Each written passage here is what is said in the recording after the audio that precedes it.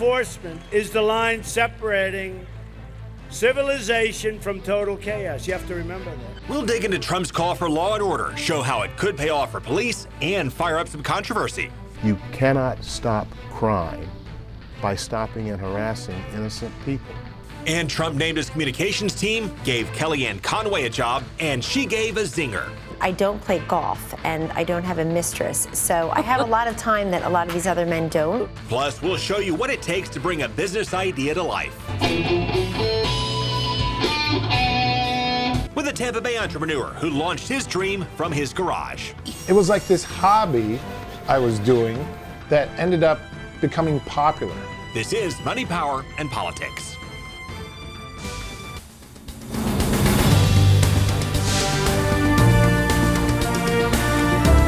Okay, and before we work through the Politicker, we have some news. We have a special programming note tonight because we're putting something together a little different for tomorrow night. It's the Money, Power, and Politics Holiday Spectacular. Special. Oh, hopefully it'll be spectacular. Yeah, okay, maybe it'll be spectacular too. It'll definitely be different. I owe everything to Craig Patrick. Please help him. Help my friend, Mr. Patrick. He never thinks about himself. That's why he's in trouble. Craig is a good guy. Give him a break. Something's the matter with Daddy. There you go. What? Oh, that's it. Yeah, that's me. Is that you running through the town like George Bailey? Yeah, that's me with my guardian angel, Charlie. We're going to work through some other spoof, too, because we're going to satirize the year in politics, and we're going to celebrate Christmas.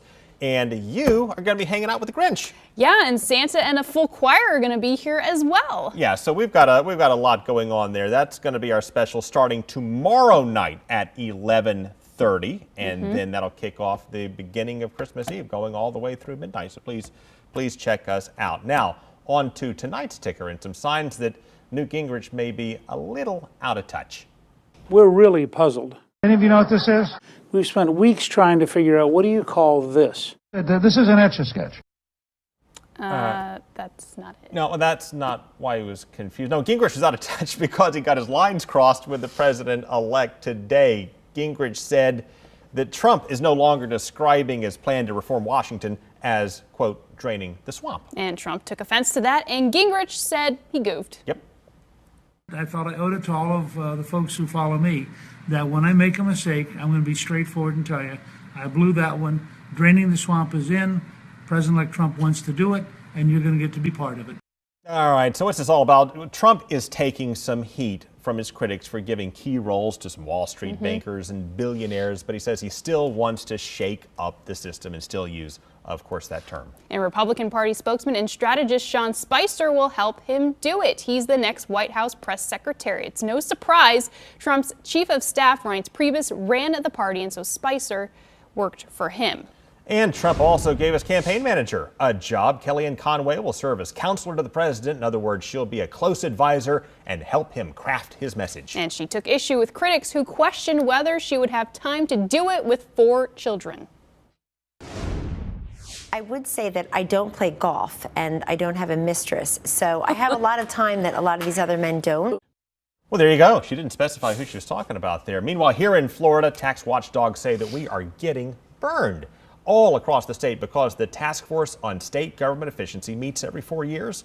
And this task force said we're spending around $2 billion too much. They raised 29 different issues. For example, they suggested reeling in state property and cutting prison costs by, among other things, giving judges more flexibility in sentencing. And I don't think they said anything in that task force about Visit Florida paying Pitbull $1 million to plug the state. Nope, they sure didn't. But state lawmakers have said plenty about that, and the governor asked the head of Visit Florida to resign.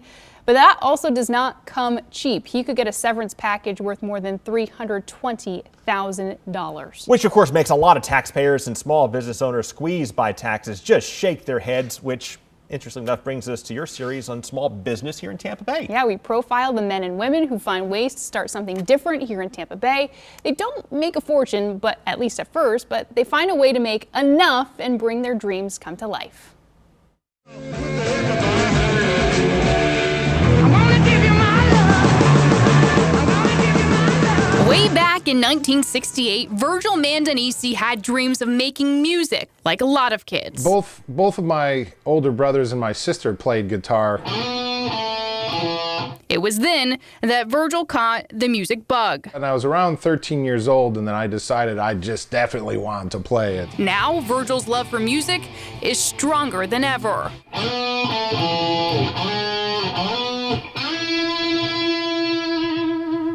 All that noise coming from his garage are sounds of the past and those of the future. My name is Virgil Mandanese, and I build guitars. Beautiful. I made the first step. And actually, when I first started building that first guitar, I had no clue how to build a guitar. Virgil knew the ins and outs of starting his own business. Years before he began building guitars, he owned a website business which struggled, and eventually he cut the cord on it. So he made sure to make his approach on Virgil guitars easy. It was like this hobby I was doing that ended up becoming popular. And if you have a hobby that all of a sudden people are forking over cash, you know, you just say, why don't I just continue this? And Virgil Guitars was born. It really validates the oneself.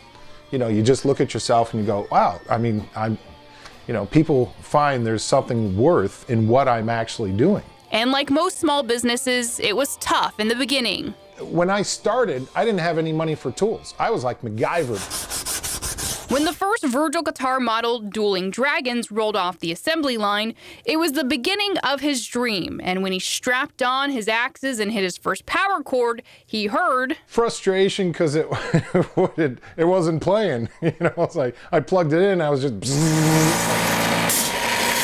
After a few tweaks, the Dueling Dragons guitar was an instant success and sold for $17,000 and was even featured in Guitar World magazine. Wow, this is awesome. Virgil has been offered jobs at large guitar companies in the past and has turned them down. He says that the care, the quality, and craftsmanship of his product are no comparison. Also, his drive to work isn't so bad either. First off, I have a 15-yard commute to work in the mornings. And if you ever drove around in Tampa, you'd know what I'm talking about. When I'm in my moment, it's like this sheer serenity, bliss. It's hard to explain. I'm just in this groove, and it's my comfort zone in life. And to have this little tiny thought in the back of my head that I got a pretty good chance of getting paid for this down the road, that just makes it even sweeter. For Virgil, success is not measured by the amount of dollars, but by the finished product. You have that thing in your head saying, wow, I made this thing, you know, and here it is making some sounds. Let's go, man. Dive bomb. Whew. And it doesn't hurt to be a little weird. Great story. Well, coming up, we'll focus on Trump's call for law and order. We'll show you what he wants to change to protect our police. And we have a Christmas story you do not want to miss. It's the final gift from Charlie LaDuff.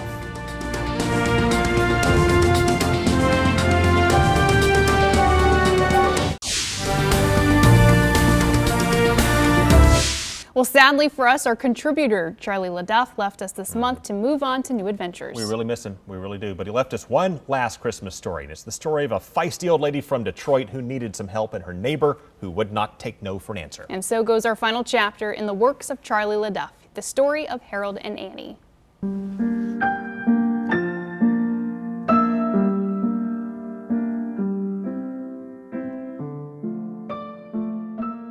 When I'm feeling down and put out, I like to drive through the city's neighborhoods.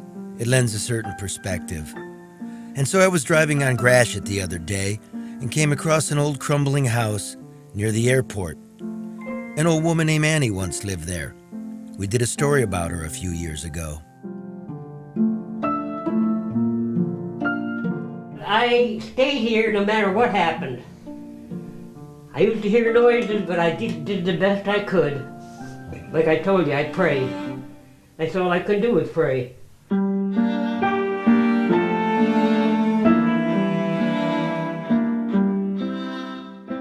Annie was a recluse, a shut-in. No heat, no water, at the mercy of the elements and the criminals and loneliness. I wondered, what had become of the old girl?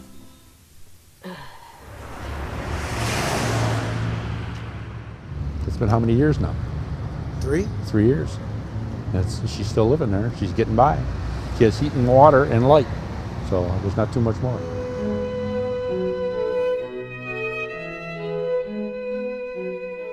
You might remember Harold too, Annie's neighbor for decades.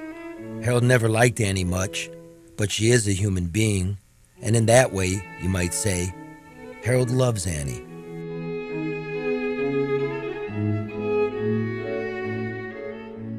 And along with your help, Harold got Annie a heater and water those 3 Christmases ago. Harold boarded her windows and cleaned out her mania. That's called decency. That's something we could use a little more of. Annie! That's always a worry that she locks something up and gets sick and can't get out. Annie!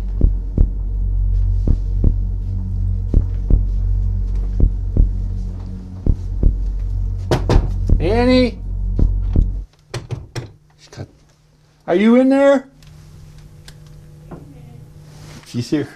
I was worried for a second. Yeah, so was I. I don't know, geez. Well, you look a lot happier and younger now. Yeah, I just had a shot of liquor. I like your socks. You like a top? Okay. What are those, hats? Yeah, I turn them into boots. Keep my feet warm. I've always got the bed. My bed is now nice and warm. I hate to get up in the morning. You just want to say thank you to all the people that helped you. A lot of people helped me help you. Yeah, like who? Just different people from the neighborhood. Yeah. People from out of the suburbs came in. They donated their labor, picking up. They just did a lot of different things. They gave money to buy your sheets or that I put on your bed and that. So now's your chance to say thank you. When you give to others, you get, God blesses you in many, many ways. You want my key, huh? Now? Yeah, now? And I'll bring it back with a sandwich. All right. Give me your keys. And with the stepladder. Yeah, I'll get the stepladder too. But you gotta steal it away from him because he's always using it. All right, wait, I'll get it for you. Okay, you do that. Bye, Eddie. I'm not leaving.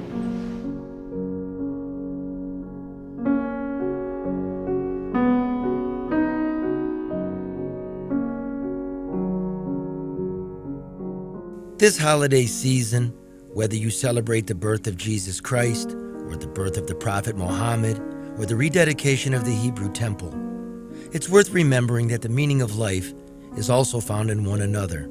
And if you can't remember that, just remember an old man and an old woman in an old house in an old part of town.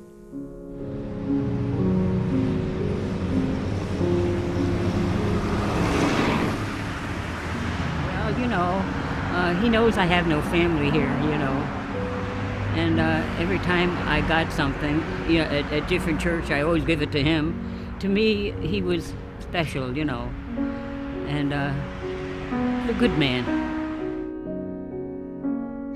I got everything. You got everything. Okay. Merry Christmas, everybody. Merry Christmas.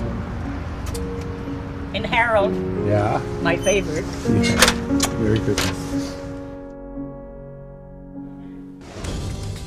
All right, coming up, Trump promised to restore law and order. We'll show you what he meant, how he plans to deliver, and what it means for police after the break.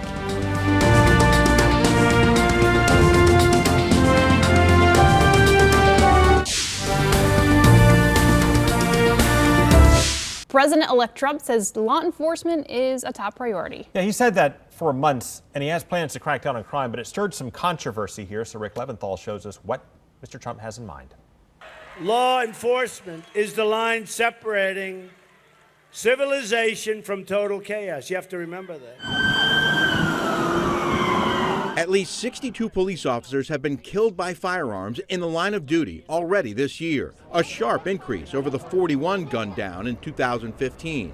This rarely leads to protest marches. Who do you serve? Who do you protect? But demonstrations against police involved in shootings of civilians have become commonplace in America's biggest cities, even when investigations show many of the suspects were armed or resisted arrest. There's this expectation of the public that if the police are trained well enough, every encounter we have with the police will end just fine. And that if it doesn't end fine, it's because the police officer did something wrong. Well, that's just an unrealistic standard to put on any cop. Tom Manger is chief of police in Montgomery County, Maryland. He's also president of the Major Cities Chiefs Association and says the challenges cops face in today's environment has made it tougher to find qualified applicants willing to risk their lives in the face of hostility and intense scrutiny. The fact is that oftentimes when we're dealing with someone out on the street, it's up to them how the encounter goes. We can do everything as best we can to de-escalate it, but sometimes the person we're dealing with just doesn't allow that to happen.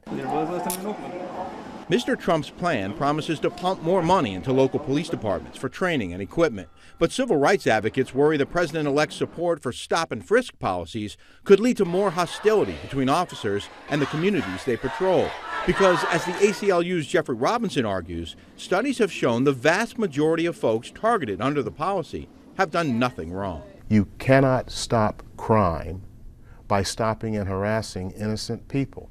And there is no legitimate business in America that would come into your community or mine and say, we have a product with an 80% failure rate and we want you to buy it. Ultimately, criminology professor Jack McDevitt says communities need to work with police, and police need to conduct themselves within the framework of the law. They're putting their lives on the line for us every day, and it's hugely important that we do support them. But we also have to understand they're people too, and they make mistakes like all of us do.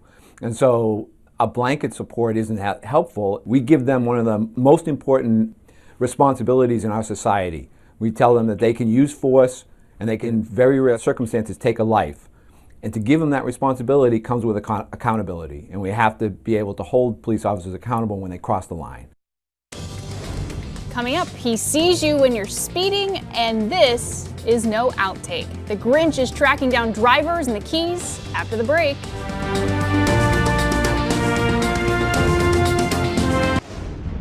Well, it's not often that you see the Christmas Grinch delivering joy, but that is what this Grinch in Monroe County was doing.